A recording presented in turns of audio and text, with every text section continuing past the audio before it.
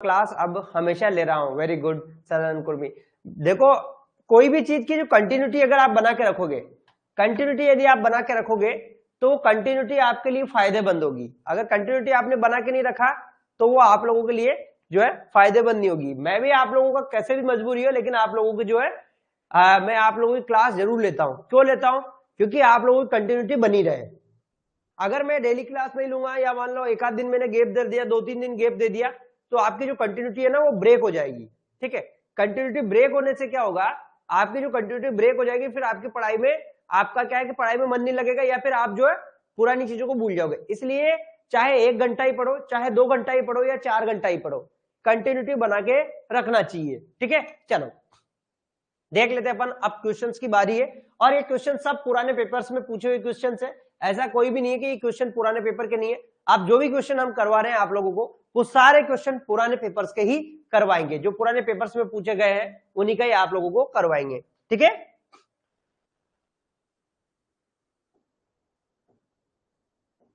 चलो ये क्वेश्चंस की बात करें अपन। यहां पर क्वेश्चन के अंदर पूछा गया है, which of the following is not a vital sign in the clinical examination of human body? Pulse rate, body temperature, respiratory rate, skin colour. तो यहां पर कौन सा ऐसा साइन नहीं है जो मतलब जो है कहने का मतलब वाइटल साइन नहीं है? यहां पर सही आंसर क्या होगा? यहां पर वाइटल साइन कौन सा नहीं है? देखो ये सब पुराने पेपर्स के अंदर आया हुआ है, ये ईएसआईसी के पेपर के अंदर आया हुआ है, ईएसआईसी का पेपर है उसके क्वेश्चन है ये। तो यहां पर कौन सा ऐसा है जो वाइटल साइन के अंदर नहीं है? ठीक है, वेरी गुड, ये तो बहुत इजी क्वेश्चन है। यहां पर सही आंसर क्या होगा? यहां पे सही आंसर है वो स्किन कलर। देखो स्किन कलर हमारा वाइटल साइन नहीं है। अगर हम वाइटल साइन की बात करें तो वाइटल साइन क्या क्या होता है अपने? वाइटल साइन क्या होता है? वाइटल साइन की अगर बात करें तो वाइटल साइन क्या क्या होता है? देखो क्या क्या होता है? टेम्परेचर होता है, टेम्परेचर। नॉर्मल टेम्परेचर कितना होता है? Normal temperature 37 degree Celsius. कितना होता है? 37 डिग्री सेल्सियस या 98.6 फ़ारेनहाइट। ध्यान रखना 98.6 फ़ारेनहाइट, ये क्या होता है? नॉर्मल होता है। ठीक है, इसके अलावा अगर बात करें अपन, क्या है? रेस्पिरेशन। रेस्पिरेशन, रेस्पिरेशन की बात करें तो ये कितना होता है? नॉर्मल कितना होता है? 16 ब्रीथ पर मिनट, 16 ब्रीथ पर मिनट। लेकिन यदि इसकी रेंज की बात करें, रेंज, तो जो इसकी रेंज होती है वो होती है 12 से लेकर 24 के बीच में इसकी रेंज को माना जाता है। कितनी माना जाता है? 12 से लेकर इसकी 24 के बीच में इसकी एक रेंज को माना जाता है। ये रेंज इसके अंदर जो होती है, ठीक है, हाँ 12 से 24। यदि मेरी बात देखो, रेंज की बात कर रहा हूं, रेंज, रेंज का मतलब समझ में आया? देखो इससे नीचे चला गया, इससे नीचे चला गया तो इसे क्या कहते हैं अपन? ब्रेडिपनिया, ब्रेडिपनिया, है ना, ब्रेडिपनिया। ये वो बोल रहा हूं मैं जो एक ब्रेडिपनिया। और इससे ऊपर चला गया तो इसे क्या कहते हैं अपन? टैकिपनिया। वैसे अगर आपको ये तो एक टर्मिनोलॉजी के लिए बात कर रहा हूं, टर्मिनोलॉजी के। हाँ, अगर आपको जैसे देखो ये से वैसे मेरी बात सुनो, ये कभी भी नहीं आता ऐसा पूरा कभी भी एग्जाम के अंदर नहीं आता 12 से 24। वैसे मोस्टली जो आता है वो आता है 16 से 20, ये आता है 16 से 20 या 16 से 18। ठीक है, 16 से 20 या 16 से 18, ये अक्सर एग्जाम के अंदर पूछा जाता है। ठीक है, तो यहां पर कहीं भी कंफ्यूजन होने की जरूरत नहीं है। मैं तो ये बता रहा हूं कि यहाँ पर इसकी जो रेंज होती है, यानी कहने का मतलब इसमें ये अक्सर एग्जाम के अंदर आता है। रेंज का मतलब ये एक terminology, cut point, cut range है ये, कट रेंज जिसे कहते हैं कट रेंज, है ना, कट रेंज। ठीक है, जो कट पॉइंट, या अगर बात करें कट पॉइंट, क्या होता है? कट पॉइंट, यानी कि जो पॉइंट है उसकी बात कर रहा हूं। ये तो नॉर्मल रेस्पिरेशन के अंतर्गत ये मोस्टली ये आता है 16 से 20, 16 से 18। ठीक है, वो डिपेंड करता है। हाँ बिल्कुल, ये कट पॉइंट वाली है। कट पॉइंट मतलब यानी कि इससे कम चला गया तो ब्रेडिपनिया, और इससे ऊपर चला गया तो टैकिपनिया। ध्यान रख लेना, ये बिल्कुल इसको इंपॉर्टेंट है, ये ध्यान रख लेना। इसके बाद बात कर लेते हैं अपन यहाँ पर, इसके बाद बात करते हैं अपन यहाँ पर, इसके बाद आता है पल्स रेट। क्या आता है? Pulse rate. पल्स रेट की बात करें तो पल्स रेट नॉर्मल कितनी होती है? अगर नॉर्मल की बात करें तो कितनी होती है? Normal 72 beat per minute. कितनी होती है? 72 beat per minute normal pulse rate होती है।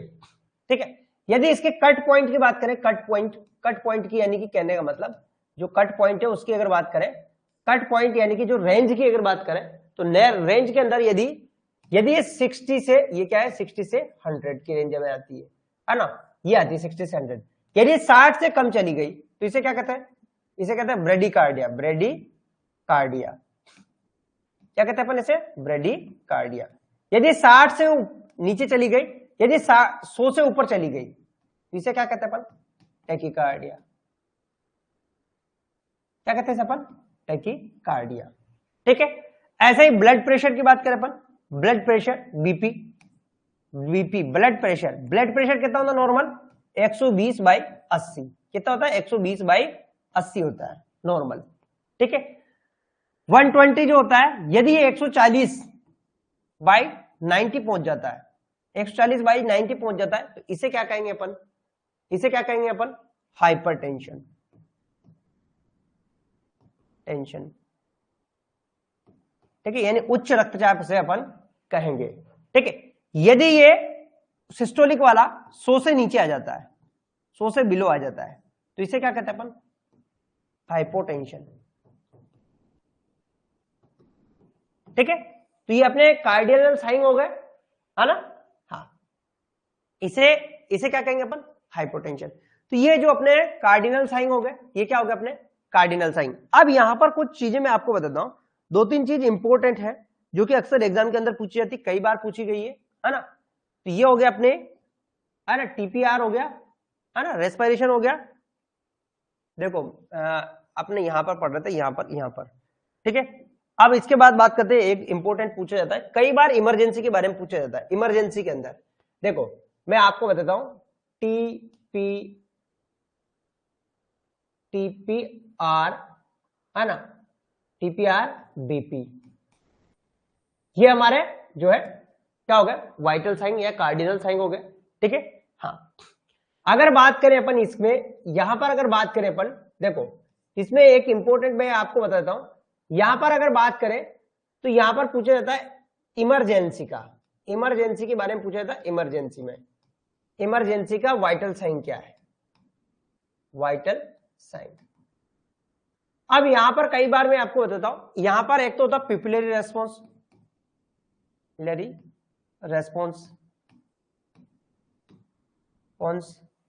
एक होता है ऑक्सीजन सैचुरेशन। तो मैं आपको बताता हूं, यहां पर इनमें से ना फिफ्थ वाइटल साइन अगर बात करें, वैसे ये एम्स में कई बार आया हुआ क्वेश्चन है, इसको हम ऑक्सीजन सैचुरेशन को हम सबसे पहले चेक करते हैं, इसके बाद इसको चेक करते हैं। तो यदि ऑप्शन में आपको दोनों मिलता है तो सबसे पहले अपन को लगाना है ऑक्सीजन सैचुरेशन। कई बुक्स के अंदर इसको गलत दे रखा है, ठीक है, कई बुक्स के अंदर इसको गलत दे रखा है। तो हम सबसे पहले क्या चेक करते हैं, SpO2, SpO2 ही हम चेक करते हैं। पिपुलरी रेस्पॉन्स अपन जो है बाद में चेक करते हैं, पहले अपन क्या करते हैं, अपन SpO2 चेक कर लेते हैं उसका। ठीक है, पिपुल्स को अपन तो बाद में चेक कर लेंगे, लेकिन सबसे पहले अपन क्या करते हैं, अपन ऑक्सीजन सैचुरेशन उसकी चेक करते हैं अपन।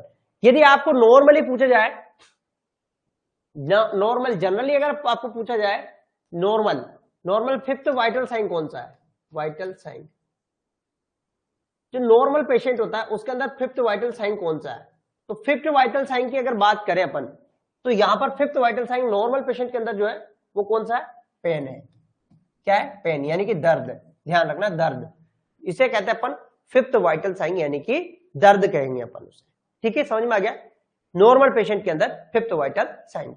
ठीक है, ये क्वेश्चन कई बार एग्जाम के अंदर भी पूछा गया है, और कई बार उन्होंने जो है इसको जो है कई बुक्स के अंदर इसको गलत भी लिख रखा है। ठीक है, चलो बात करते हैं अपन यहां पर नेक्स्ट क्वेश्चन की, अपन देख लेते हैं अपन यहां पर क्वेश्चन में क्या पूछा, which of the following category of the nurses provide services on the reproductive child health program, industrial nurses, teaching nurses, community health nurses और डायरेक्टर ऑफ नर्सेस। तो कौन से प्रकार की जो नर्सेस होती है वो ऐसे प्रोग्राम, रिप्रोडक्टिव RCH प्रोग्राम के बारे में जो है बताती है। तो कौन सी बताती है भाई, ये भी ESIC नर्सिंग का जो पेपर है उसी के अंदर आया हुआ है ना। तो यहां पर सही आंसर होगा, क्या होगा, वेरी गुड। तो इसका सही आंसर क्या है, गुड।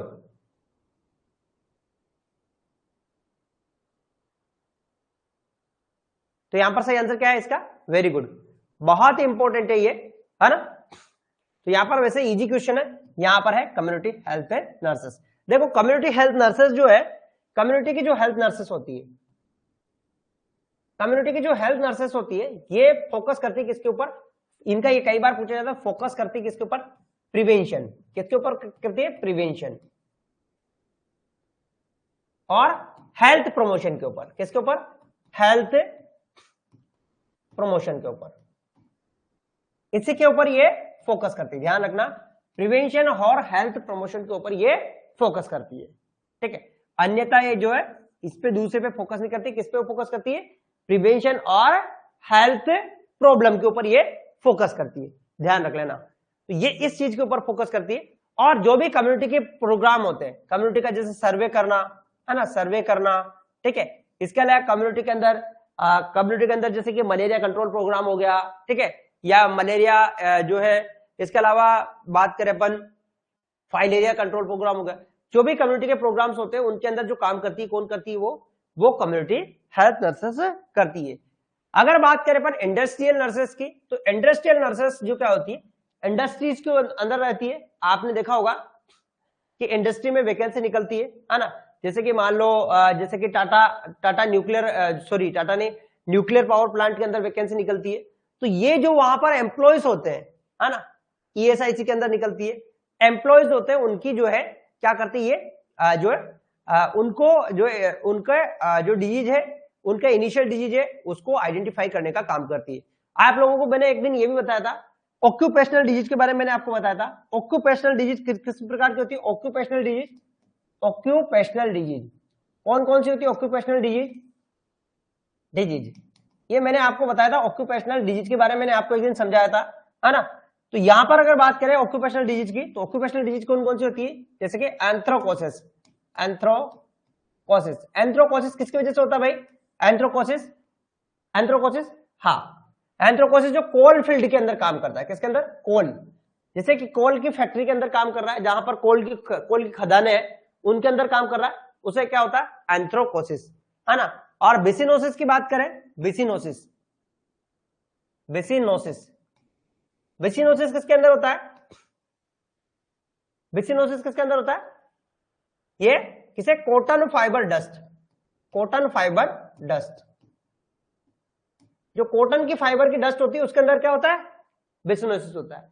मैंने इसका एक और नाम भी बताया था आपको, इसका दूसरा नाम क्या है, इसका दूसरा नाम है मंडे फीवर, ये इसका दूसरा नाम है। तीसरी बात करें अपन, कौन सा, बेगासोसिस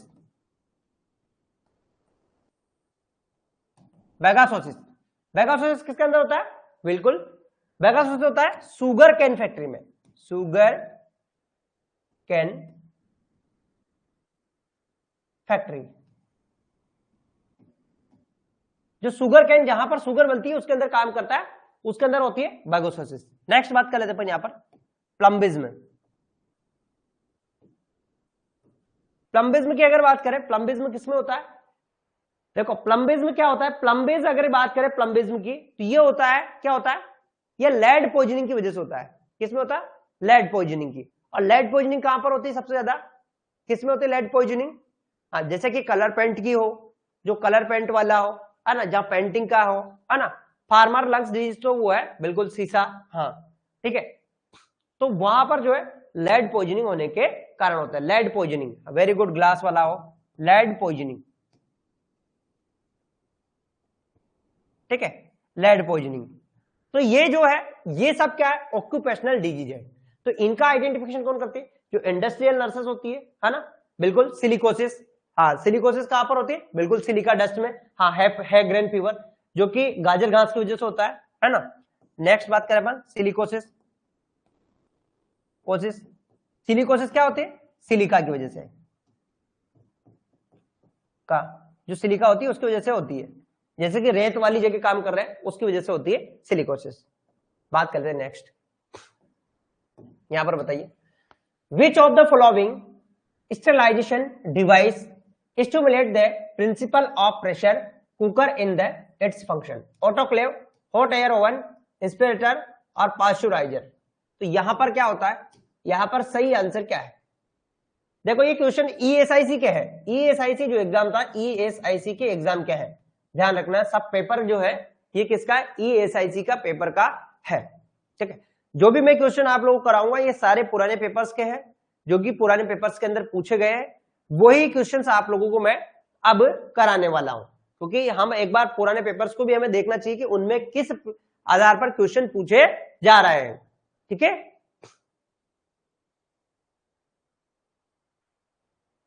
बात कर लेते हैं यहां पर।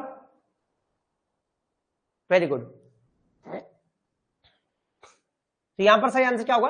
यहां पे सही आंसर है वो है ऑटोक्लेव। जो ऑटोक्लेव होता है वो किस सिद्धांत पर काम में करता है? प्रेशर कुकर पे। अच्छा, हॉट एयर ओवन क्या काम आता है? हॉट एयर ओवन के बारे में आप बताएंगे, है ना? पास्चुराइजेशन के बारे में मैं आपको बताता हूं। ऑटोक्लेव की बात करें, ऑटोक्लेव की बात करें तो ये प्रेशर कुकर के ऊपर काम करता है। और ऑटोक्लेव के अंदर कितना प्रेशर होता है? 121 डिग्री सेल्सियस इसके अंदर प्रेशर होता है। और कितने के लिए यूज करते हैं अपन?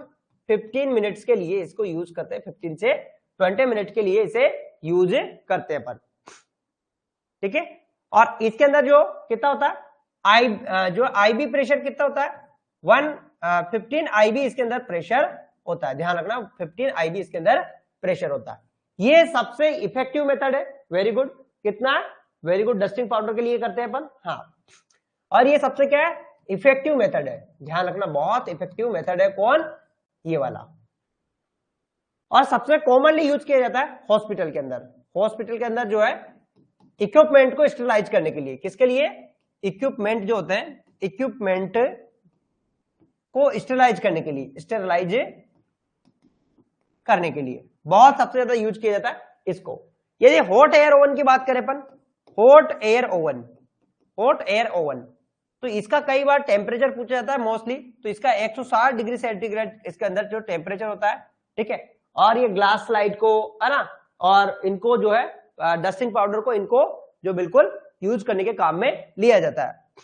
अगर हम बात करें पास्चुराइजेशन की, पास्चुराइजेशन इसके बारे में पूछा जाता है। ये हमें जो किसके लिए यूज करते हैं अपन? पास्चुराइजेशन हम मिल्क के लिए यूज करते हैं। किसके लिए यूज करते हैं? मिल्क के लिए। कई बार ये क्वेश्चन भी पूछा गया है कि पास्चुराइजेशन किसके लिए यूज करते हैं, तो इसको मिल्क के लिए यूज करते हैं अपन। ठीक है, पास्चुराइजेशन एक ऐसी टेक्निक होती है जिसके अंदर बिल्कुल होल्डर मेथड, है ना, हाँ, इसके अंदर जो है बिल्कुल फ्लश मेथड, हाई टेम्परेचर पर रखते हैं, इसके बाद में सडन उसको लो टेम्परेचर पर लेकर आ जाते हैं। उसे क्या क्या कहते हैं? बिल्कुल। बात करते हैं नेक्स्ट क्वेश्चन की। यहां पर the process in which deactivate microbes but does not kill them, spore is known as sterilization, sanitation, disinfection, autoclaving. इस प्रोसेस को क्या कहते हैं अपन? The process in which deactivate the microbes but does not kill the spore, it is known as. तो इसे क्या कहेंगे अपन? बताओ। मैं सोचता जल्दबाजी में कभी कभी क्या होता है, गलत हो जाता है क्वेश्चन। तो यहां पर सही आंसर क्या होगा? वेरी गुड, जल्दी बताओ, क्योंकि आज क्वेश्चन बहुत सारे हैं। बहुत सारे का मतलब बहुत ज्यादा जो है, बहुत सारे क्वेश्चन है। ठीक है, यहां पर सही आंसर क्या होगा? इसे क्या कहेंगे अपन? डिसइंफेक्टेंट कहेंगे, है ना। देखो मैं आपको बताता हूं, कई बार क्या होता है एग्जाम के अंदर, देखो यहां पर बात करें अपन स्टेरिलाइजेशन की बात करें अपन, तो यहां पर क्या है? स्पोर प्लस माइक्रोऑर्गेनिज्म को किल किया जाता है, को किल किया जाता है। ध्यान रखना है, स्पोर प्लस माइक्रोऑर्गेनिज्म को किल किया जाता है। यहां पर ऑल पैथोजेनिक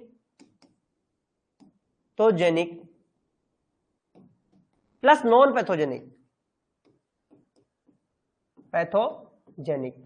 इनको क्या किया जाता है? किल किया जाता है, मार दिया जाता है, मार, है ना।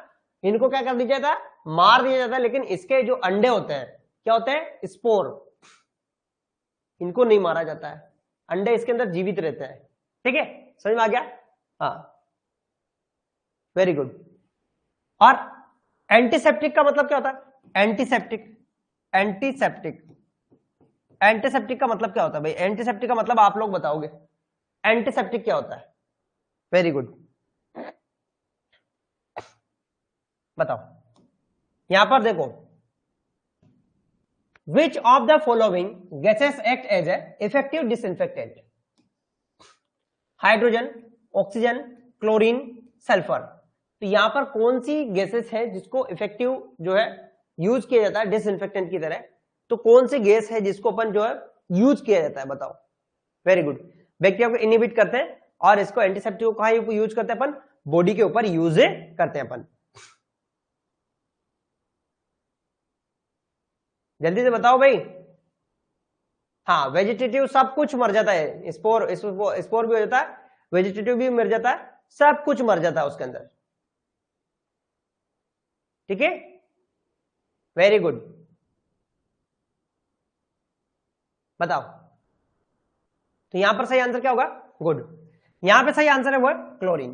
अच्छा, आपने देखा होगा हम वाटर के लिए जो है, वाटर को हम जो है डिसइंफेक्टेंट करने के लिए किसका यूज करते हैं अपन, क्लोरीन का, है ना, क्लोरीन का ही अपन यूज करते हैं अपन। तो यहां पर सही आंसर क्या होगा, यहां पे सही आंसर है अपना क्लोरीन है। अच्छा, मैं एक क्वेश्चन आप लोगों से पूछ लेता हूं, ऑक्सीजन की जो कंसंट्रेशन है हमारे एनवायरमेंट में कितनी परसेंट है, बिल्कुल, ऑक्सीजन की कंसंट्रेशन हमारे एनवायरमेंट में कितनी है, गुड मॉर्निंग कनका मंजरी, कितनी परसेंट है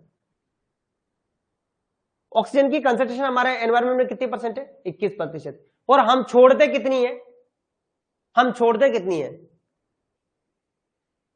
हम छोड़ते कितनी है, सांस लिया और बाहर निकालते कितनी है, 16%। Very good. देखो, यानी कि हम जो है 16% हम जो है बाहर निकालते हैं। जो कई बार एक क्वेश्चन ये पूछा जाता है कि कौन सी ऐसी गैस है जो इनहेलेशन और एक्सहेलेशन में चेंज नहीं होती है, तो वो होती है, कौन सी ऐसी गैस होती है, वो होती है नाइट्रोजन। इनहेलेशन और एक्सहेलेशन में वो कभी भी चेंज नहीं होती है, तो ध्यान रख लेना, कई बार ये क्वेश्चन पूछा भी गया है, इसलिए मैंने आपको ये बताया मैंने। ठीक है, चलो बात करते हैं अपन, which of the flowing gases is used in sterilisation medical equipments. अच्छा, ये क्वेश्चन भी काफी इंपॉर्टेंट है। Ethylene oxide gas, methylene oxide gas, methane gas, ethane gas. तो यहां पर कौन सी ऐसी गैस है जिसे हम जो है मेडिकल इक्विपमेंट के स्टेरिलाइजेशन के अंदर यूज करते हैं अपन। तो यहां पर सही आंसर क्या होगा, कौन से ऐसे गैस को अपन जो है, हाँ, इक्विपमेंट को स्टेरिलाइज करने के लिए यूज करते हैं अपन।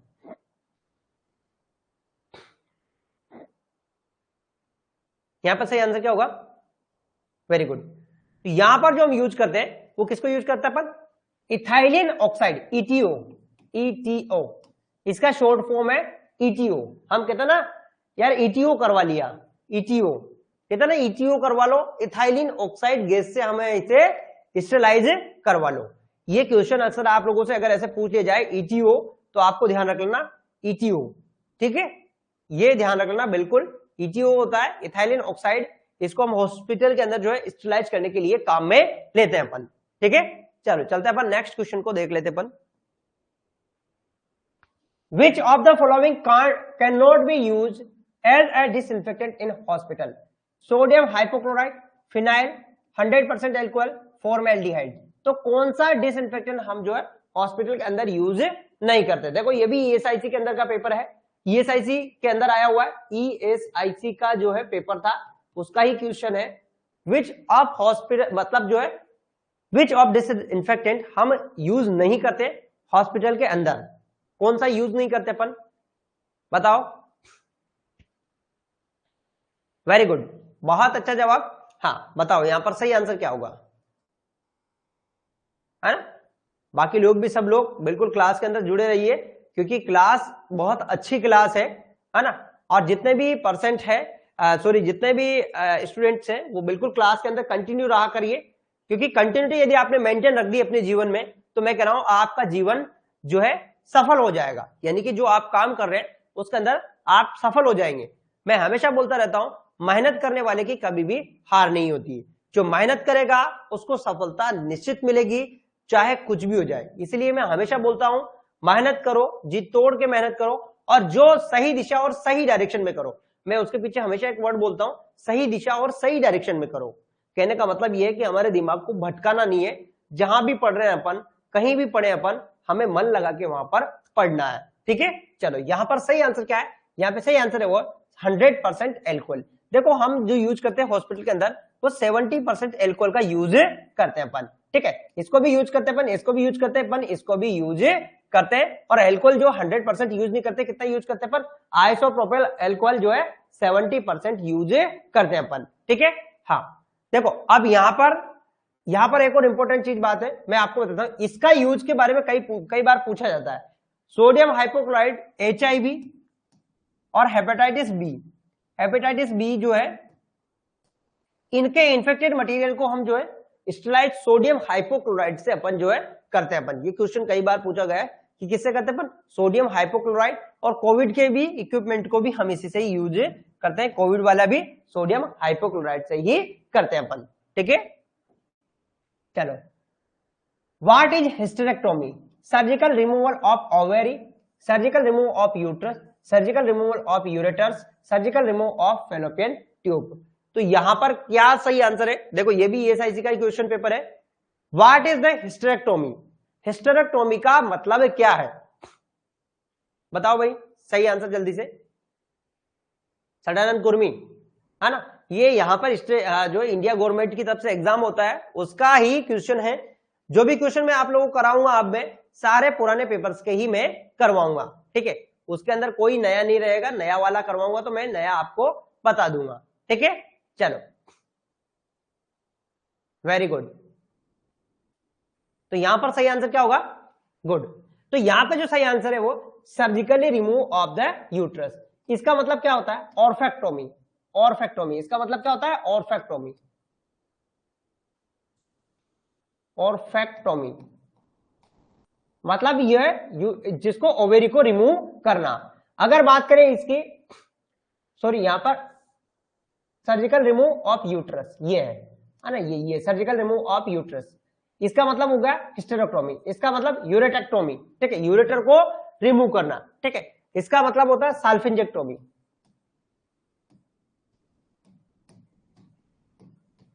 टोमी, ठीक है। साल्फिंजेक्टोमी मतलब फेलोपियन ट्यूब का जो है रिमूव करना, ठीक है। हाँ, समझ में आ गया आपको? तो ये जो है, हाँ, दो वाला, बिल्कुल दो वाला, है ना, दो वाला, वो गलती से उसके ऊपर लग गया था, तीन वाले पर वो दो वाला यूरेटर और ऐसा ही कंफ्यूजन होता है। मैं यहाँ पर जो है दो वाला है, इस पे गलती पर इस पे लग गया था, ठीक है। जो यूरेटर होती है, तो यहां पर आप लोगों से क्वेश्चन पूछे जा सकते हैं आपसे, ठीक है। चलो चलते अपन नेक्स्ट क्वेश्चन को देख लेते अपन। The National Environmental Engineering Research Institute is located in New Delhi, Kolkata, Nagpur, Hyderabad. अब देखो ये तो इंडिया का क्वेश्चन है, तो सडानंद कुर्मी को जो है इसके अंदर थोड़ा सोचना पड़ेगा कि क्योंकि ये तो इंडिया का क्वेश्चन है। यहां पर the National Environmental Engineering Research institute, तो ये कहां पर है भाई? National environment engineering Research institute.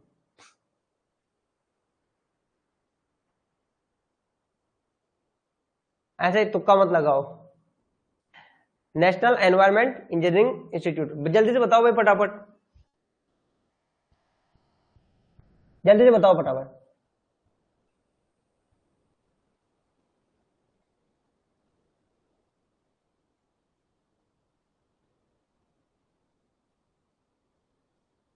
कहां पर है ये? तुक्का मत लगाओ।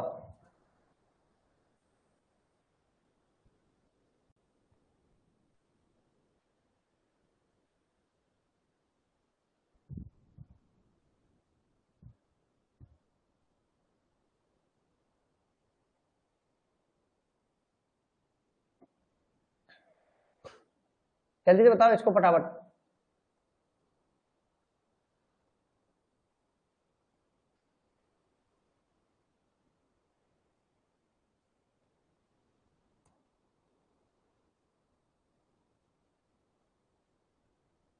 बताओ, ठीक है, जल्दी से बताओ भाई फटाफट फटाफट। नहीं पता, कोई बात नहीं, ठीक है, कोई बात नहीं, नहीं पता तो मैं बता दूंगा। देखो यहां पर बात करें अपन, यहां पर इसका जो है नागपुर में, ये हेड क्वार्टर है, यहां पर हेड, देखो यहां पर हेड क्वार्टर, हेड क्वार्टर कहां पर है? नागपुर में, ठीक है। इसके अलग अलग जगह भी देखो, अलग अलग जगह भी इसके जो है, जैसे भोपाल में भी इसके अलग अलग जगह इसका जो है हेड क्वार्टर है वो नागपुर में। कहां पर है? नागपुर में। हैदराबाद में नेशनल न्यूट्रिशन रिसर्च सेंटर है अपना, जो है न्यूट्रिशन का जो बारे में, वो कहां पर है? हैदराबाद में, ठीक है। हाँ, न्यूट्रिशन का है वो हैदराबाद में, ठीक है। चलो नेक्स्ट बात करते हैं अपन, नेक्स्ट क्वेश्चन के बारे में अपन बात कर लेते हैं अपन। The study of distribution and determinant of the disease in a community is known as. एक कम्युनिटी के अंदर जो डिजीज का डिस्ट्रीब्यूशन और जो है उसको जानने के लिए क्या कहते हैं उसे क्या कहेंगे? इटियोलॉजी कहेंगे, पैथोलॉजी कहेंगे, एपिडेमियोलॉजी कहेंगे या एंडेमोलॉजी कहेंगे? क्या कहेंगे अपन उसे? क्या कहेंगे भाई? Very good. इसका सही आंसर क्या है? गुड, बहुत अच्छे से जवाब दिया आप लोगों ने, है ना? Very good. तो यहां पर जो सही आंसर है उसे क्या कहेंगे अपन? उसे कहेंगे अपन यहां पर एपिडेमियोलॉजी। एपिडेमियोलॉजी के अंदर हम जो है डिजीज की डिस्ट्रीब्यूशन, यानी कि डिजीज कैसे डिस्ट्रीब्यूट हो रही है, कैसा फैल रही है, उसे क्या कहते हैं अपन? जो है उसे कहते हैं अपन एपिडेमियोलॉजी कहते हैं अपन। ठीक है, चलो, है ना? इटियोलॉजी तो मतलब कहने का मतलब, इसका मतलब ये तो डिजीज का कारण, डिजीज का कारण जो है उसको याद करने के लिए। पैथोजेनेसिस का मतलब है यानी कि डिजीज कैसे प्रोड्यूस होती है, कैसे बनती है ना? जो कोई भी माइक्रो ऑर्गेनिज्म है वो डिजीज कैसे बनाता है उसे कहते हैं अपन पैथोजेनेसिस, है ना? चलो बात करते हैं अपन यहां पर disease which the constantly present and widely spread in a community is known as। देखो ये क्वेश्चन बहुत इंपॉर्टेंट है, इस क्वेश्चन के बारे में मैंने अभी, इसके लैंग्वेज इंपॉर्टेंट है, ध्यान रखना, इसकी जो है लैंग्वेज इंपॉर्टेंट है। क्वेश्चन इंपॉर्टेंट नहीं है उतना, इसकी लैंग्वेज इंपॉर्टेंट है, लैंग्वेज ध्यान रखना, लैंग्वेज इंपॉर्टेंट है। इसका सही आंसर क्या होगा? एंडेमिक होगा, पेंडेमिक होगा, जो सॉरी पेंडेमिक, एपिडेमिक, स्पोरेडिक। इसके लैंग्वेज इंपॉर्टेंट है, ध्यान रख लेना, इसकी लैंग्वेज इंपॉर्टेंट है, लैंग्वेज इंपॉर्टेंट है, इसकी बहुत इंपॉर्टेंट है, लैंग्वेज इंपॉर्टेंट है। और ये क्वेश्चन हमें आते हुए भी हम जो है गलत कर देते हैं। ठीक है, इस प्रकार के क्वेश्चन हमें एग्जाम में आते हुए भी हमें पता है, सब कुछ पता है, हमें सब कुछ हमें पता है, लेकिन हम इन्हें एग्जाम के अंदर जो है गलत कर देते हैं। ठीक है, बताओ यहां पर सही आंसर क्या होगा? Very good. देखो ये क्वेश्चन अक्सर एग्जाम के अंदर आएंगे ही सही, एंडेमिक, पेंडेमिक आप ध्यान रख लेना, है ना? ये बिल्कुल 100% एग्जाम के अंदर आएंगे। वेरी गुड, नाइस नेहू, है ना? तो यहां पर सही आंसर क्या होगा? यहां पर सही आंसर होगा वो होगा एपिडेमिक। देखो वर्ड यहां पर वाइडली स्प्रेड आ गया, क्या आ गया? Widely spread. आप तो जहां पर स्प्रेड हो गया, स्प्रेड फैल गया, यानी कि फैल गया, तो इसे क्या कहेंगे अपन? एपिडेमिक। देखो यहां पर क्या होता है? कॉन्स्टेंटली होती है, लेकिन एक ज्योग्राफिकल एरिया के अंदर होती है, ये स्प्रेड नहीं होती है, ये एक तरह से क्या होती है? एक ज्योग्राफिकल एरिया यानी कि पर्टिकुलर एरिया के अंदर होती है, पर्टिकुलर एरिया के अंदर। मैं आपको ये पहले कई बार बता चुका हूं, पेंडेमिक का मतलब पूरे वूल वर्ल्ड में फैलना, वूल वर्ल्ड के अंदर फैलना, पूरे संसार में फैलना, है ना? और एंडेमिक मतलब एक तरह से एक जो लोकल एरिया है उसके अंदर कॉन्स्टेंटली होना। ठीक है, वेरी गुड कविता कुमारी, है ना? कॉन्स्टेंटली एक एरिया के अंदर होना। तो इसको आप जो है, हाँ इसको ध्यान रख लेना है, ये बम फटेगा है बिल्कुल। ठीक है, हाँ ये क्वेश्चन ऐसा है, बहुत खतरनाक है। ठीक है, चलो मैं नेक्स्ट क्वेश्चन को मैं आपको बताता हूं। चलो अब ये क्वेश्चन वही मैंने आपको अभी बताया था, the disease which restricted to a particular region area is known as. ठीक है, इसे क्या कहते हैं? एपिडेमिक, पेंडेमिक, एंडेमिक और स्पोरेडिक, क्या कहते हैं अपन इसे? अब बताओ, अब क्वेश्चन के अंदर आपको बताना है क्या कहेंगे उसे अपन, इसे क्या कहेंगे अपन? देखो क्वेश्चन वही है, लेकिन इसमें क्या है? एक ज्योग्राफिकल एरिया के अंदर है, इसे क्या कहेंगे? बिल्कुल ये क्वेश्चन एग्जाम के अंदर आपको आएंगे, इसलिए इन क्वेश्चंस को बिल्कुल कंठस्थ याद कर लेना आप लोग। ठीक है, तो यहां पर सही आंसर होगा वो होगा यहां पर, क्या होगा यहां पर? एंडेमिक। एंडेमिक मतलब एक लोकल एरिया के अंदर, यानी कि एरिया के अंदर है, और चाहे वो कॉन्स्टेंटली रहे, चाहे वो एरिया के अंदर रहे और कॉन्स्टेंटली रहे, लेकिन उसे एंडेमिक ही कहेंगे अपन। एपिडेमिक का मैंने क्या बोला था आपको? वाइडली स्प्रेड यानी कि पूरी जगह फैल जाना, वाइडली स्प्रेड मतलब यानी कि पूरी जगह फैल जाना। स्पोरेडिक का मतलब छींटाकशी, छोटे छोटे इधर उधर फैलना, यानी कुछ एरिया में मिली, कुछ एरिया में नहीं मिली, कुछ एरिया में मिली, कुछ एरिया में नहीं मिली। हाँ, इसलिए क्वेश्चन की लैंग्वेज को आप लोग समझो, क्योंकि ये जितने भी पेपर में आपको कराने वाला हूं, जितने मैं क्वेश्चन कराने वाला हूं, all question are old paper. जो ओल्ड पेपर के आए हैं वो सारे क्वेश्चन अब हम कंटिन्यू करेंगे अपन। यहां पर बताओ, which of the example of pandemic disease, goitre, cholera, asthma, swine flu. तो यहां पर क्या पैंडेमिक डिजीज का उदाहरण है? पैंडेमिक डिजीज का उदाहरण है, यहां पर सही आंसर क्या होगा? पैंडेमिक डिजीज का उदाहरण है कौन सा है? बिल्कुल सही जवाब है ना, बिल्कुल सही जवाब। और जिसको भी एचटीएम के एकेडमी ज्वाइन करना है, एचटीएम के एकेडमी को ज्वाइन कर सकते हैं। और एचटीएम के एकेडमी में आपके फ्रेंड्स को बताना है, एचटीएम के एकेडमी में बहुत सस्ता कोर्स है और बहुत बढ़िया कोर्स है। एचटीएम के एकेडमी में बहुत सस्ता कोर्स है और बहुत बढ़िया कोर्स है। पीडीएफ नोट्स अवेलेबल है, टेस्ट सीरीज अवेलेबल है, एवरीथिंग अवेलेबल है एचटीएम के एकेडमी में और बिल्कुल लोवेस्ट प्राइस पर। ठीक है, चलो तो यहां पर सही आंसर क्या होगा? यहां पे सही आंसर है वो अपना स्वाइन फ्लू। देखो स्वाइन फ्लू होता है ये H1N1 के कारण होता है ना, H1N1 के कारण होता है ना। हाँ बिल्कुल, इसके अंदर जो ड्रग ऑफ चॉइस कौन सी है? ओसेल्टामाविर, ओसेल्टामाविर। कौन सी ड्रग ऑफ चॉइस है इसके अंदर? ओसेल्टामाविर। ध्यान रखना, ओसेल्टामाविर इसके अंदर जो है ड्रग ऑफ चॉइस है किसके अंदर? स्वाइन फ्लू के अंदर। देखो गोइटर जो है, गोइटर तो एक लोकल एरिया के अंदर होती है, पहाड़ी क्षेत्र में अंदर होती है। ये किसकी वजह से होती है? गोइटर किसके? आयोडीन की डिफिशियंसी की वजह से, आयोडीन की डिफिशियंसी की वजह से ये गोइटर होती है। और कोलेरा जो होता है, कोलेरा ये भी एक तरह से ये जो है एपिडेमिक भी हो सकता है ना, ठीक है, एंडेमिक भी हो सकता है। ठीक है, हिली एरिया के अंदर होती है। ठीक है, स्पोरेडिक नहीं होती है गोइटर, है ना। Goitre is example of endemic, epidemic, pandemic, sporadic. Sporadic नहीं होती भाई। हाँ, क्या होती है गोइटर? भाई एक एरिया के अंदर कंटिन्यूअसली प्रेजेंट है। गोइटर क्या होती है? एक एरिया के अंदर गलगंड, जिसे कहते हैं अपन जो, हाँ, कहां पर एक एरिया के अंदर कॉन्स्टेंटली प्रेजेंट होती है उसे क्या कहेंगे अपन? एक एरिया के अंदर कॉन्स्टेंटली प्रेजेंट होती है उसे क्या कहेंगे अपन? Very good. देखो ये जितने भी क्वेश्चन है ना, ये एएसआईसी एग्जाम के हैं। ठीक है, एक एरिया के अंदर जो कॉन्स्टेंटली प्रेजेंट होती है उसे क्या कहते हैं अपन? हिली एरिया के अंदर, तो इसे कहेंगे अपन एंडेमिक। क्या कहेंगे अपन? एंडेमिक। क्योंकि ये क्या है? हिली एरिया के अंदर प्रेजेंट है। जो हिली एरिया है, जो पहाड़ी क्षेत्र है, वहां पर प्रेजेंट है और कॉन्स्टेंटली रहे, कॉन्स्टेंटली। ठीक है, कॉन्स्टेंटली प्रेजेंट है। ठीक है, तो यहां पर ये सारी चीजें नहीं आएगी। बताओ, the government of India launched national rural health mission in which the year 2015, 2010, 2000 और 2005। गवर्नमेंट ऑफ इंडिया ने नेशनल रूरल हेल्थ मिशन कब लॉन्च किया गया था? कब लॉन्च किया गया था? ये तो बहुत इजी क्वेश्चन है, आप लोगों को इसके बारे में तो ऐसे पता होगा।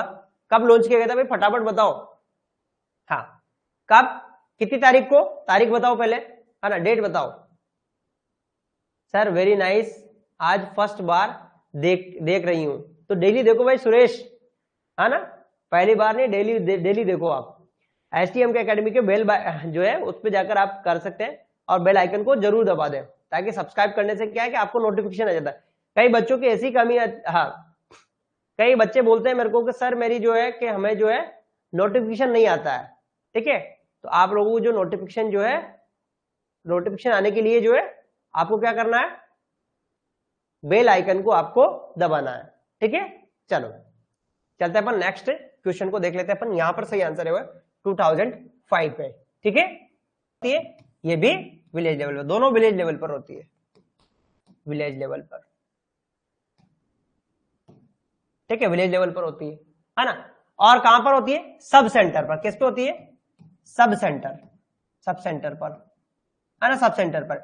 आपको पता होगा सब सेंटर के ऊपर, है ना, जो सब सेंटर होता है वहां पर जो है, वहां पर रहती है। ठीक है, आशा 1000 पॉपुलेशन के ऊपर होती है। कितनी होती है? 1000 पॉपुलेशन के ऊपर एक होती है।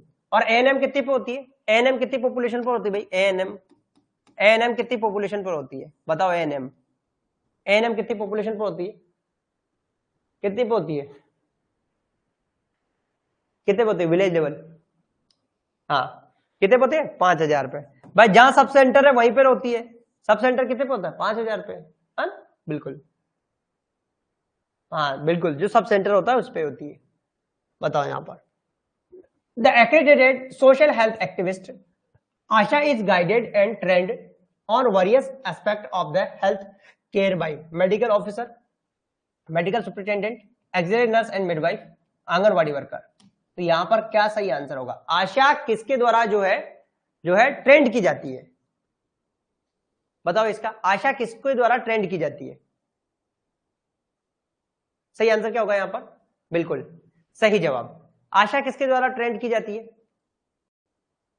Very good. और जितने भी जो भी स्टूडेंट है वो बिल्कुल क्लास में बिल्कुल लाइव बने रहे। यदि क्लास में अगर आप लोग लाइव बने रहेंगे तो आपको कुछ न कुछ चीजें आपको जो है नई मिलेगी। क्या मिलेगी आपको? नई मिलेगी, जो नई जो है वो आपको नई देखने को मिलेगी। ठीक है, चलो। हाँ, किसके द्वारा? तो यहां पर सही आंसर क्या होगा? यहां पर एएनएम के द्वारा। एएनएम के द्वारा, ध्यान रखना, एएनएम के द्वारा वो ट्रेंड की जाती है। कौन? आशा। इसका फुल फॉर्म भी एग्जाम के अंदर पूछा जाता है। ये फुल फॉर्म भी इसका एग्जाम के अंदर पूछा जाता है। इवन एम्स के एग्जाम के अंदर तक ये पूछा जाता है। ठीक है, एक्रेडिटेड सोशल हेल्थ एक्टिविस्ट। और इसका काम क्या होता है? इसका काम होता है गांव के अंदर जाना और होम विजिट करना। ठीक है, होम विजिट करना और जो आयरन एंड फोलिक एसिड की टेबलेट को देना। ठीक है, और जो है ये सारा काम किसका होता है? आशा का होता है। वैक्सीनेशन के लिए मोटिवेट करना, गांव के अंदर जाकर जो प्रेग्नेंट वुमेन है उनको वैक्सीनेशन के लिए मोटिवेट करना। वैक्सीनेशन करना इसका काम नहीं है, वैक्सीनेशन के लिए मोटिवेट करना इसका काम है। हेल्थ एजुकेशन देना इसका काम है। ठीक है, वैक्सीनेशन करना सिर्फ एएनएम का काम है। किसका काम है? वो एएनएम का काम है। बात करते हैं अपन, यहां पर बात करते हैं अपन, which cells of human body are first treated by HIV. HIV का उपचार सबसे पहले मानव शरीर की कौन सी कोशिका में होता है? मतलब एचआईवी के लिए सबसे पहले कौन सी कोशिका जिम्मेदार है मानव शरीर के अंदर? तो यहां पर सही आंसर क्या होगा? कौन सी सेल इसके लिए रेस्पॉन्सिबल है? तो यहां पर सही आंसर क्या है? वेरी गुड, कौन सी सेल इसके लिए रेस्पॉन्सिबल है? वेरी गुड, जल्दी से जवाब दो भाई फटाफट। ये क्वेश्चन तो इजी क्वेश्चन है, इनकी तो ऐसे ही जवाब दे देना चाहिए आप लोगों को, है ना। इनमें ज्यादा टाइम डिले होना ही नहीं चाहिए। ऐसे क्वेश्चंस के अंदर आपको कभी भी ज्यादा टाइम डिले नहीं करना है। तो यहां पर सही आंसर क्या है? बिल्कुल, यहां पे जो सही आंसर क्या है? यहां पे सही आंसर है वो है कौन सा? T cell. देखो, टी सेल इसके लिए सही आंसर है। अब मैं आपको कुछ चीजें समझा देता हूं। देखो, टी सेल की, बी सेल की बात करें, बी सेल, बी सेल कहां पर बनती है? बोन मैरो के अंदर, मैरो में, है ना। और मैच्योरेशन कहां होता है? कल ही मैंने बताया था, बोन मैरो में। ठीक है, मैच्योरेशन कहां पर होता है? बोन मैरो में। और ये कौन सी इम्यूनिटी प्रोवाइड करती है? हुमोरल, यानी कि एक तरह से इमीडिएट। कौन सी? इमीडिएट। ठीक है, और टी सेल की बात करें, सेल, ये जो होती है क्या होती है? सेल इमीडिएट, इम्यूनिटी बनाती है। कौन सी? सेल इमीडिएट इम्यूनिटी डेवलप करती है। और सबसे ज्यादा जो है ये इसका अगर बात करें इसे डिलेड, डिलेड भी कहते हैं, पर डिलेड इम्यूनिटी। ठीक है, डिलेड इम्यूनिटी ये जो अफेक्ट होती है किसके द्वारा होती है? देखो, इसके अंदर CD4 सेल काउंट कम हो जाता है। किसके अंदर? एचआईवी के अंदर। तो मोस्टली जो इफेक्ट होती है किसके अंदर होती है? एचआईवी के अंदर ये होती है। किसके अंदर होती है? एचआईवी के अंदर ये होती है। ठीक है, वेरी गुड, समझ में आ गया। चलो चलते हैं अपन नेक्स्ट क्वेश्चन को देख लेते हैं अपन। यहां पर क्वेश्चन की बात करें अपन, the method of transmission which has highest chance of infecting the HIV to the patient, sexual contact, sharing of needles, saliva, blood transfusion। तो methods of highest chance infecting, highest chance किससे होगा? अरे highest chance यहां पर इस पे पढ़ो आप। देखो, फिर आप लोग गलत कर दिया ना आप लोगों ने, आना हाईएस्ट चांस आपने देखो ऐसे ही करते हैं आप, है ना, ऐसे करके आप क्वेश्चन को क्या है गलत कर देते हैं।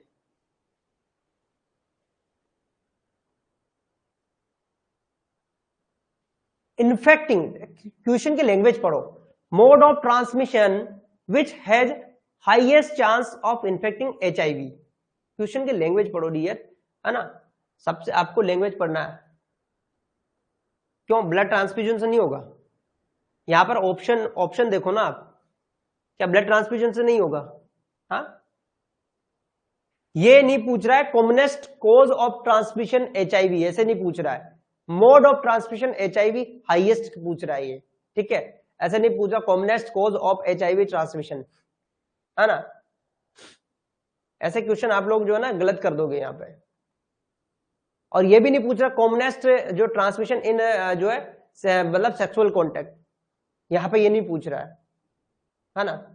यहां पे पूछ रहा है हाईएस्ट चांस, कॉमनेस्ट नहीं पूछ रहा है, यहां पर हाईएस्ट चांस पूछ रहा है, कॉमन नहीं पूछ रहा, कॉमनेस्ट नहीं पूछ रहा, ध्यान रखना, हाईएस्ट चांस पूछ रहा है यहां पर, ठीक है। तो ये क्वेश्चन जो है बिल्कुल आप लोग है ना जो है ना, तो यहां पर सही आंसर है वो ब्लड ट्रांसफ्यूजन। किससे पहले गए?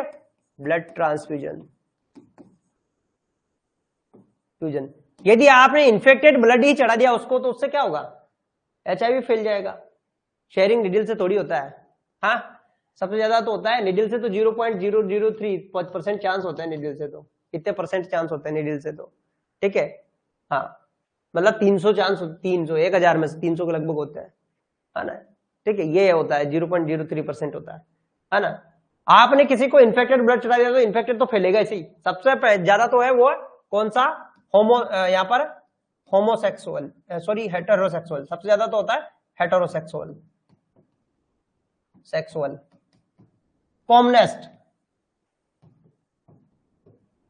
कॉमनेस्ट, ये कॉमनेस्ट है, ध्यान रखना, कॉमनेस्ट है ये, है ना।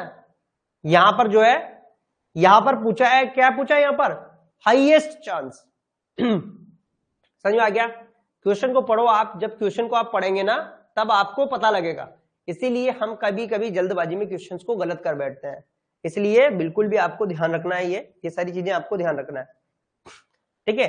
अभी आपने एक केस सुना होगा, तो एक आर्मी वाला एक आर्मी में एक कुछ था, तो उसने क्या हुआ कि एक्सीडेंट हुआ था, मतलब आर्मी में कहीं लड़ाई हुई थी, वहां पर उसको जिला जो हॉस्पिटल में एडमिट कर दिया, वहां पर HIV पॉजिटिव पेशेंट का उसको ब्लड चढ़ा दिया, तो उसको HIV हो गया। तो यहां पर जो है हाईएस्ट चांस की पूछा है यहां पर, ठीक है, क्योंकि ब्लड के अंदर तो रहता ही है, अब ब्लड का अगर ट्रांसफ्यूजन होगा तो फिर होना ही है वो, तो है ना, ठीक है। यहां पर बात करते हैं अपन, which of the following vaccination is routinely given to the nursing and other medical professional before they are enter in the hospital practice? Polio, HIV, hepatitis B, DPT। तो कौन सा वैक्सीन जो है हम उनको देते हैं अपन? यहां पर सही आंसर क्या है? कौन सा वैक्सीन अपन देते हैं उनको? वेरी गुड, तो ये तो बिल्कुल सीधा है क्वेश्चन है, आप लोगों को बिल्कुल ये तो बिल्कुल आना ही चाहिए, है ना। तो कौन सा देते हैं अपन उनको? मोस्टली जो अपन देते हैं वो देते हैं अपन, कौन सा देते हैं? हेपेटाइटिस B उनको देते हैं अपन, पोलियो का नहीं देते। HIV का तो वैक्सीन आता ही नहीं है, DPT का भी नहीं, हम किसका देते हैं अपन? हेपेटाइटिस B का उनको देते हैं अपन, ठीक है, समझ में आएगा सबको। अगर आप भी हॉस्पिटल में काम करते हो तो आपको हेपेटाइटिस B का टीका लगवा लेना चाहिए, ठीक है। चलो नेक्स्ट बात करते हैं अपन, syphilis is called which of the flowing micro organism? Neisseria gonorrhoea, Treponema pallidum, E coli, salmonella. Syphilis किसके द्वारा होता है? जो सिफिलिस होता है वो किसके द्वारा होता है? Syphilis is called which of the flowing micro organism? किस माइक्रो ऑर्गेनिज्म के द्वारा सिफिलिस होता है? यहां पर सही आंसर क्या होगा?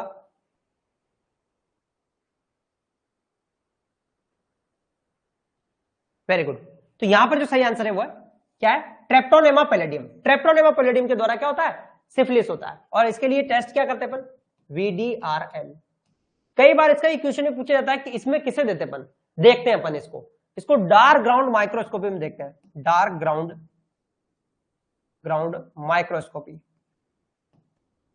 माइक्रोस्कोपी के अंदर इसे अपन देखते हैं, अपन डार्क ग्राउंड माइक्रोस्कोपी के अंदर इसे देखते हैं अपन सिफिलिस को। इसके लिए सिफिलिस के लिए VDRL और एक खान टेस्ट भी इसे करते हैं अपन। क्या करते हैं? खान टेस्ट, ठीक है। अगर बात करें नाइजीरिया गोनोरिया की तो इससे होता है गोनोरिया, गोनोरिया। और इसकी वजह से यदि ये किसके अंदर, प्रेग्नेंट लेडी के अंदर है, ध्यान रखना प्रेग्नेंट लेडी के अंदर है, तो इसकी वजह से क्या हो सकता है, यदि प्रेग्नेंट लेडी के अंदर है तो इसकी वजह से क्या हो सकता है, क्या होता है, ऑप्थेल्मिया नियोनेट्रम हो सकता है बच्चे के अंदर, ऑप्थेल्मिया नियोनेट्रम होने के चांसेस होता है, नेट्रम, बच्चे को आंखों के अंदर संक्रमण होने के चांसेस रहते हैं। ठीक है, गोनोरिया एक सेक्सुअली ट्रांसमिटेड डिजीज है। ठीक है, तो इसके अंदर ये चांसेस होने के चांस रहते हैं। और इसके अंदर ड्रग ऑफ चॉइस कौन सी है, ये भी क्वेश्चन पूछा, ड्रग ऑफ चॉइस है वो सेफ्ट्रैक्सोन। इसके अंदर जो ड्रग ऑफ चॉइस है वो है सेफ्ट्रैक्सोन। यदि ई कोलाई की बात करें, ई कोलाई जो है ये सबसे कॉमन कॉज है किसका, यूटीआई का, यूटीआई का सबसे कॉमन कॉज है वो है ई कोलाई। ठीक है, चलो हाँ, Widal test is done, diagnosis of, Widal test किसके लिए अपन करते हैं, अपन रूमेटिक फीवर, है फीवर, एंट्रिक फीवर और डेंगू फीवर, किसके लिए करते हैं अपन, विडाल टेस्ट किसके लिए करते हैं, जल्दी बताओ भाई, फटाफट बताओ, किसके लिए अपन जो है विडाल टेस्ट करते हैं अपन,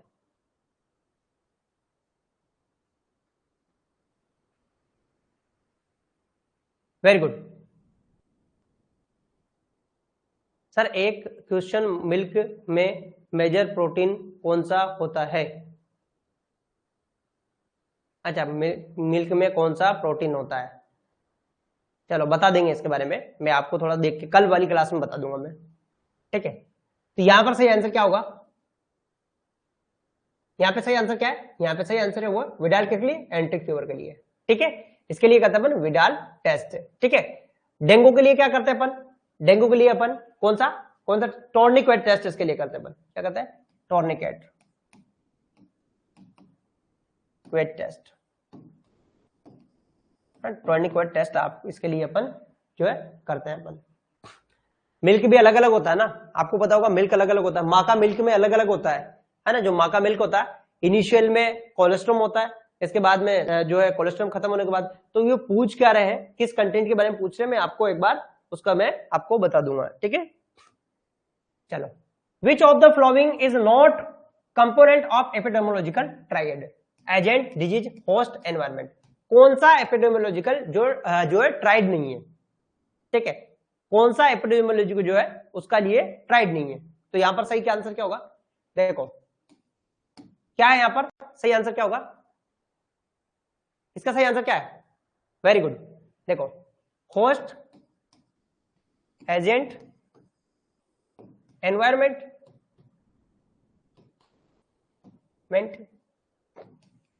ठीक है, तो यहां पर सही आंसर क्या होगा, देखो यहां पर डिजीज इसके अंदर नहीं है, ये एक चैनल होता है होस्ट, एनवायरमेंट और डिजीज। ठीक है, तो यहां सॉरी डिजीज नहीं है, इसका जो है क्या है एपिडेमियोलॉजिकल ट्रायड नहीं है। नेक्स्ट बात करते हैं अपन, the first case which is student in a epidemiological study is known as reference case, control case, index case, cohort. तो first case in which the student is an जो है epidemiological study is known as, तो इसे क्या कहते हैं अपन, मैंने कहा था आपको कि जो सबसे पहला केस होता है जिसको हम स्टडी करते हैं अपन, तो इसे क्या कहेंगे अपन, इसे क्या कहेंगे अपन, इसे कहेंगे अपन जो है, इसे क्या कहते हैं अपन, इसे कहते हैं अपन इंडेक्स केस, क्या कहते हैं अपन, इंडेक्स केस। और प्राइमरी केस किसे कहते हैं अपन, प्राइमरी, प्राइमरी, प्राइमरी का मतलब क्या होता है, जो फर्स्ट जो है क्या है, फर्स्ट जो है सिक होना, जो है कम्युनिटी के अंदर पहला जो है सिक होने को क्या कहते हैं अपन, प्राइमरी केस कहेंगे। लेकिन अगर हम डायग्नोसिस प्राइमरी थोड़ी होती है, हाँ हाँ हाँ, पहला केस होना कम्युनिटी के अंदर जो डिजीज का, उसे क्या कहते हैं अपन, जो है प्राइमरी केस कहते हैं अपन। चलो, which of the following is not and duty of primary health care nurse, prevention of illness, promoting of health, palliation and rehabilitation, conducting clinical trial on animals. तो यहां पर कौन सी जो है प्राइमरी हेल्थ केयर नर्स की responsibility नहीं है। देखो ये भी क्वेश्चन जो है ईएसआईसी के अंदर आया हुआ है, क्वेश्चन है ईएसआईसी के एग्जाम के अंदर आया हुआ क्वेश्चन है, तो यहां पर से आंसर क्या होगा, वेरी गुड, सही आंसर क्या होगा यहाँ पर? गुड, बहुत अच्छे से जवाब दे रहे हैं आप लोग। यहाँ पे सही आंसर क्या है? Very good. तो यहाँ पे जो सही आंसर है वो है कंडक्टिंग ट्रायल ऑन एनिमल्स। देखो ये सारी चीजें जो है कम्युनिटी नर्स की होती है, ये इसकी नहीं है, क्योंकि एनिमल्स के ऊपर ट्रायल उसका करना काम नहीं है, किसका? प्राइमरी हेल्थ केयर नर्स का। ठीक है। पैलिएटिव क्या है? पैलिएटिव ये है, मैं आपको बताता हूं।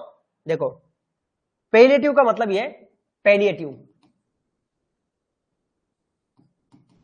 पैलिएटिव का मतलब ये होता है, मतलब एक तरह से उसको जो है मतलब एक तरह से लाइफ को इंप्रूवमेंट करना,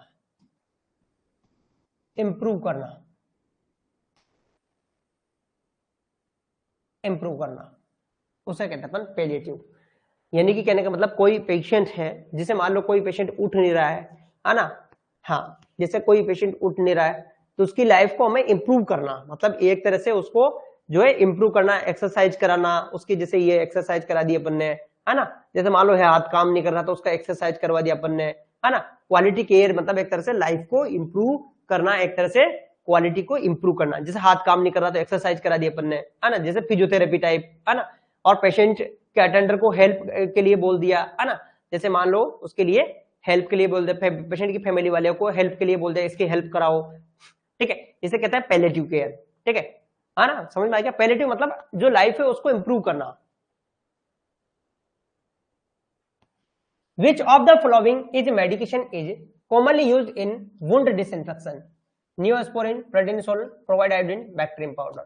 तो कौन सी जो है वुंड के लिए सबसे कॉमन यूज की जाती है? सबसे कॉमन कौन सी यूज की जाती है वुंड के लिए, घाव के लिए? सही आंसर क्या होगा इसका? भाई ये तो बताओ, ये तो बहुत इजी क्वेश्चन है ना। ऐसे क्वेश्चंस में तो आपको टाइम लगना ही नहीं चाहिए। सबसे जो है वुंड के लिए कौन सी यूज की जाती है? तो यहां पर सबसे ज्यादा अगर बात करें वुंड के लिए तो वो यूज की जाती है प्रोवाइड आयोडीन। क्या यूज की जाती है? Provide iodine. न्यूएस्पोरिन भी यूज नहीं की जाती, प्रेडनिसोलोन भी नहीं यूज की जाती, बैक्ट्रिम भी यूज नहीं की जाती। सबसे ज्यादा यूज की जाती है, वो यूज की जाती है प्रोवाइड आयोडीन। कहते हैं ना बीटाडिन, इसका दूसरा नाम क्या है? बीटाडिन, बीटाडिन, है ना, बीटाडिन है। ठीक है, चलो। Which of the following is not a component of primary health care? Diagnosis, wound care, case history, definitive surgery। ये इसका क्या है? Which of the following is not a component of primary health care? Primary health care का component नहीं है। यहां पर सही आंसर क्या होगा? कंपोनेंट नहीं है। सही आंसर क्या होगा? जल्दबाजी में क्वेश्चन को गलत कर लेते हैं, है ना, जल्दबाजी में क्वेश्चन को गलत नहीं करना है। यहां पे सही आंसर क्या होगा? वेरी गुड, यहां पे सही आंसर है वो है डेफिनेटिव सर्जरी। ये हमारा प्राइमरी केयर नहीं है, ये तीनों हमारी क्या है? प्राइमरी केयर है,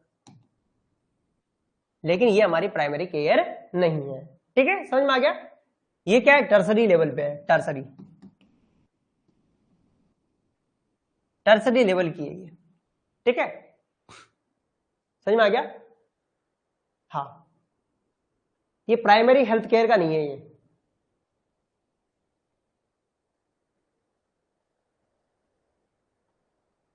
क्या होगा? डिस्ट्रिक्ट, हाँ, चलो। Which of the following vitamin is likely to be deficient in 4-year-old child whose family follows strict vegetarian diet? Vitamin B1, vitamin B2, vitamin B6, vitamin B12। तो इसका सही आंसर क्या है? यहां पर सही आंसर क्या होगा? 4 साल का बच्चा है तो उसके लिए जो है सही आंसर क्या होगा यहां पर? बताओ। Very good. तो यहां पर जो वेजिटेरियन होता है उसके अंदर सबसे जो डिफिशियंसी पाई जाती है किसकी? विटामिन B12 की पाई जाती है। किसकी पाई जाती है? विटामिन B12 की पाई जाती है, क्योंकि विटामिन B12 है ये कहां पर पाया जाता है? ये पाया जाता है किसके अंदर? किसके अंदर पाया जाता है? ये नॉन वेज जो है उनके ही अंदर पाया जाता है मोस्टली, वेजिटेरियन के अंदर इसकी डिफिशियंसी होती है। ठीक है, अब आप सोचेंगे सर वेजिटेरियन में फिर विटामिन B12 कहां से आता है? तो विटामिन B12 है इंटेस्टाइनल फ्लोरा से भी सिंथेसिस होता है वेजिटेरियन के अंदर। ठीक है, लेकिन वो इतनी मात्रा में नहीं होता है। ठीक है, बात करें अपन विटामिन B1, इसका मतलब क्या होता है? थियामिन, राइबोफ्लेविन, फ्लेविन और पायरिडोक्सिन। डॉक्सिन, ठीक है। B12 की बात करें तो साइनेकोबालामिन, बालामिन। और इसके अंदर जो है क्या पाया जाता है, इसके अंदर कोबाल्ट पाया जाता है, कोबाल्ट, ये पूछा जाता है कई बार, कोबाल्ट पाया जाता है। इसका जो सिम्टम्स है वो क्या है, रेड बीपी टंग होता है, रेड बीपी टंग, रेड बीपी टंग इसमें देखने को मिलता है, जो रेड बीपी टंग इसके अंदर देखने को मिलता है, ठीक है, किसके अंदर, हाँ। और इसके लिए एक टेस्ट किया जाता है, उसका नाम क्या है, सीलिंग टेस्ट, क्या होता है ना, ठीक है, बिल्कुल। चलते अपन नेक्स्ट क्वेश्चन को देख लेते अपन। Which of the following skill used to assess the responsiveness in emergency case following at trauma? Hess and Hunt scale, responsiveness, Glasgow coma scale, Winter scale। तो अगर मान लो कोई पेशेंट है, आप आपके सब सेंटर पे काम कर रहे हैं, वहां पर जो है आपके इंजुरी हो गई है, इंजुरी होने के बाद किसी की इंजुरी हो गई तो आप किससे उसका जो है रेस्पॉन्सिवनेस चेक करोगे, तो ये किससे चेक करते हैं अपन, किससे चेक करते हैं अपन, यहां पर सही आंसर क्या होगा, यहां पर सही आंसर है वो है ग्लासगो कोमा स्केल, इससे अपन जो है चेक करते हैं। इसके अंदर GCS क्या कहते हैं अपन, इसको ये भी कहते हैं अपन, क्या कहते हैं अपन, GCS, है ना। इसके अंदर 3 चीजों को नापा जाता है, EVM, यानी कि आई रेस्पॉन्स,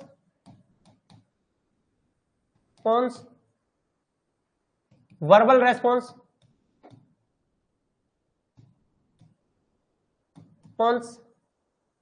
और M मोटार रेस्पॉन्स।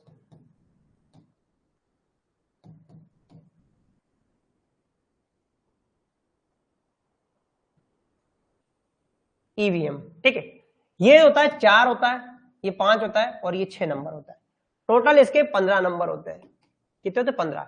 यदि 8 से कम है तो इसे क्या कहते हैं अपन, कोमा, कोमा। और डेथ वाले पेशेंट का कितना आता है, डेथ वाले व्यक्ति का जो डेथ वाला उसका 3, कितना आता है 3।